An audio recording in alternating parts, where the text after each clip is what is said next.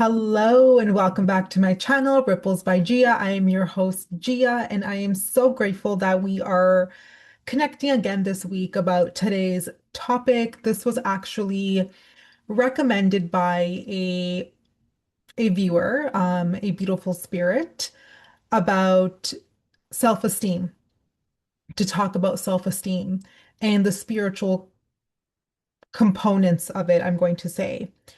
And if you are new here, and I think this is really important for me to say, if you are new here, I talk all about the higher consciousness and how to land it in your portal, your vessel, in your body.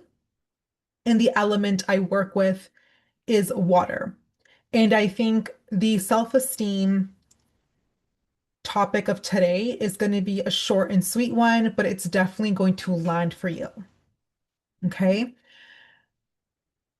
When we have low self-esteem, when we're feeling really down, we're just in it, like we're just deep in it.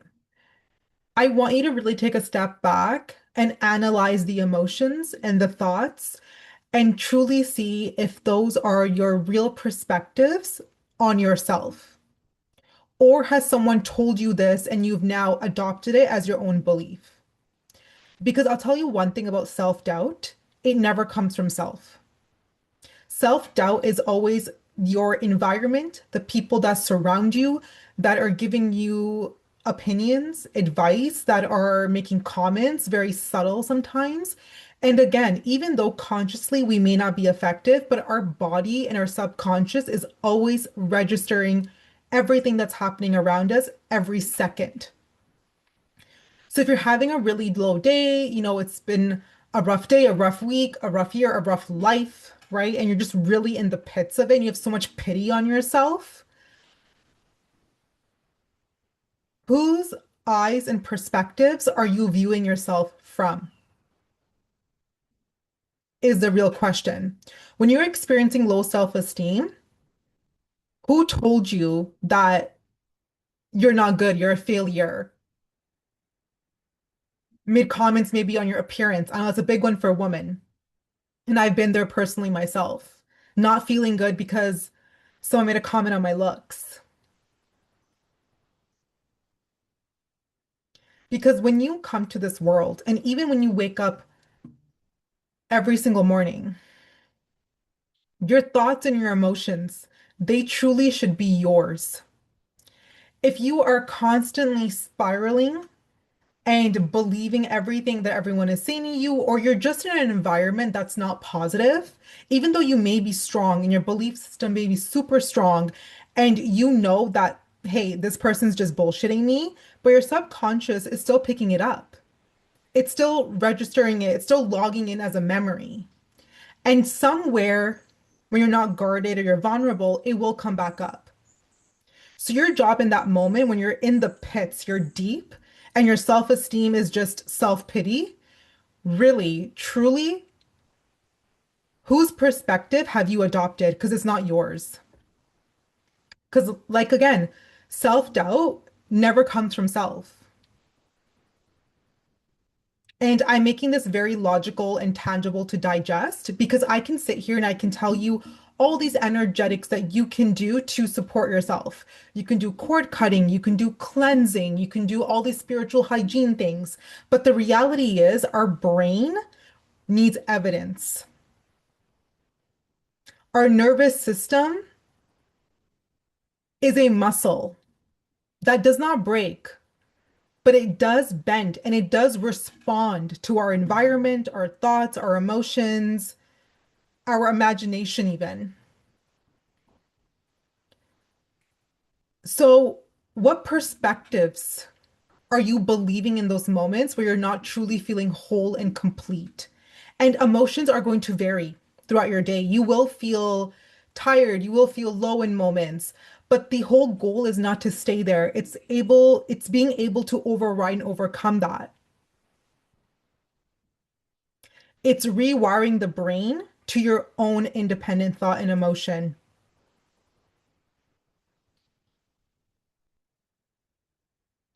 Spiritually, low self-esteem is your enemy spirit. It is your own inner demons that are coming out and latching onto you and lashing out and basically feeding you all this negativity and bringing you down. These are your own demons. But again, they are coming from somewhere. You have picked up, you have been influenced, I'm going to say, by something or someone. And once you pick up that root, make a commitment to yourself to never go back, whether it's a person or an environment, and start feeding your brain all this evidence of what is actually true. Yes, you are beautiful. Yes, you are worthy. Of course, you can co-create your life with God. Of course.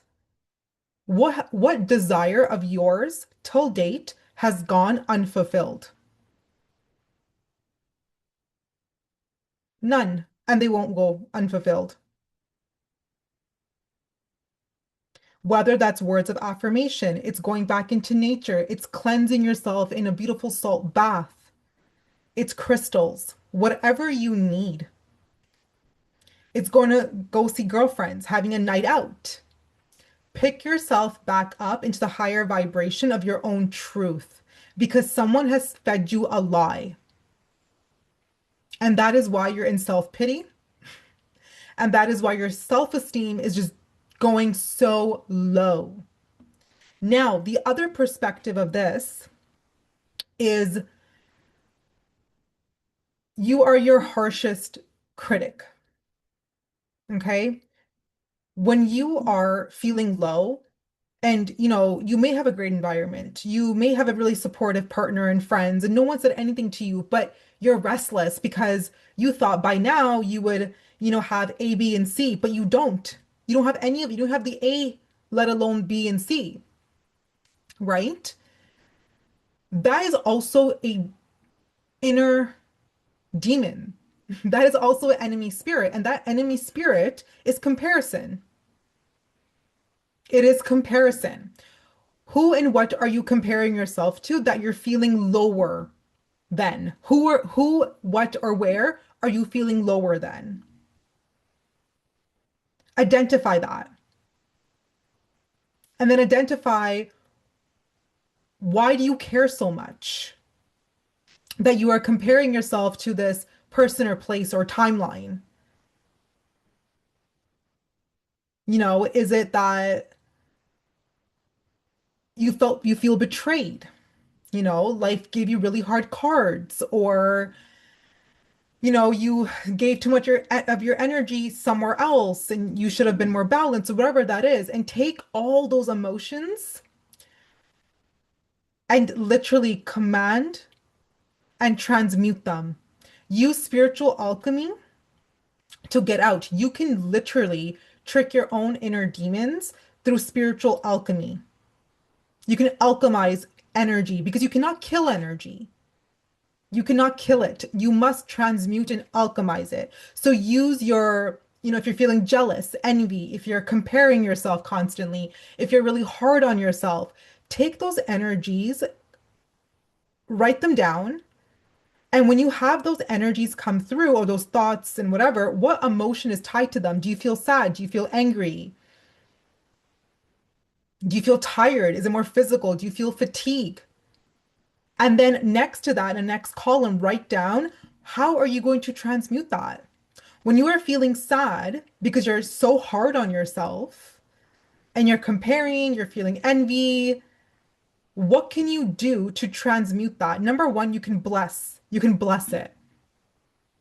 If you are looking for a healthy relationship, let's just say, or you're looking to buy your first property or your dream job, and your friend or your sibling has it, whatever you want, someone in your inner circle has it. Instead of comparing yourself with timelines or feeling jealous, left behind, start blessing them. Start blessing that dream. Going, oh my gosh, my friend is so successful. She has an amazing business. I'm so happy for her. God bless her. I hope she thrives. And she ripples this effect out to everyone else. My favorite thing is I hope your wallet stays thick and your waistline stays thin. I made it into like a nice fun thing for me to say, but start blessing it. You feel fatigued, you feel tired, and you feel low. Okay, can you drink maybe not coffee, but like, can you eat something that's going to give you energy? Can you go for a walk? You want to watch like a comedy movie, like a rom-com? What is going to uplift your spirit and out of this emotional fatigue you are experiencing because you're constantly bumping heads with yourself? What is going to be the alchemy? And this is the best exercise you can do because, first of all, it will move frequency, it will move vibration. It will give your brain a evidence because you're writing it out and you're seeing the patterns. It's able to connect the dots. You're basically creating new neurotransmitters to move in a different way, in a new way. You're reprogramming yourself. And this can happen really quickly. You feel rage about something. Fuck this person. They really screwed me over. If they didn't come in my life, I would be, so far ahead. Okay, you're feeling rage. What did they teach you? They teach you to never abandon yourself. You kept pouring energy into them and they didn't give a shit. And now you feel betrayed, you're tired, you're exhausted. Forgive them. Forgive them and forgive yourself. That may be taking yourself to a range room and really just breaking things and collapsing walls, things like that, or just punching a pillow, screaming, movement, dance, like a tribal dance, whatever that is. Alchemize the energy, alchemize the range into movement, into passion. Start that project. Someone stole your business idea. Fuck them. You're going to do it better now. Take that rage and alchemize it into passion. Let it be fuel.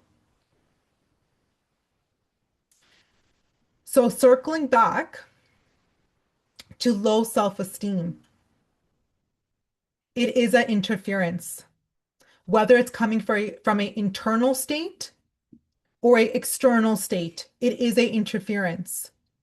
You are always whole. You are always complete.